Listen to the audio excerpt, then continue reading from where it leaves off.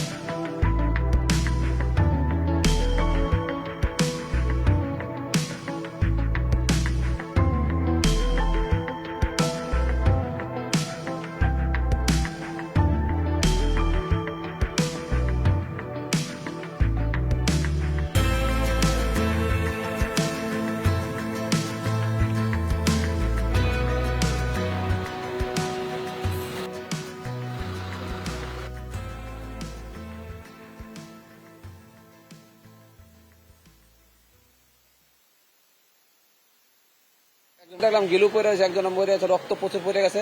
আর আগে যে গাড়িটা নিয়েছে আকাশ গাড়িটা, ওটা পুরো ভস্কাইয়ে গেছে, ওটা থানায় লয়ে গেছে।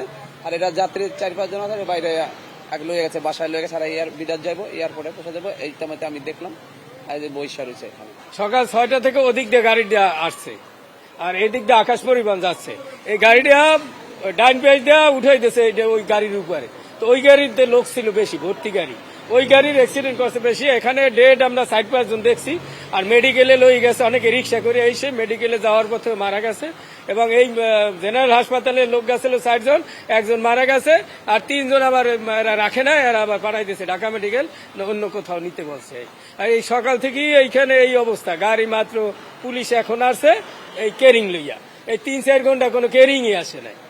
তো এই কেরিং এ ওই গাড়ি নিচে আইয়ে কেরিং এ থানায় বাডারা থানার দিকে নিয়ে গেছে আর কি। বাকিটা মেডিকেলে যারা গেছে তারা বুঝতে পারবো যে আসলে কারা মারা গেছে, কজন মারা গেছে, ওটা জেনারেল দিতে পারবার। ওইটা হলো আকাশ পরিবহন, ইসলাম পরিবহন, এটা বরিশাল। চলো।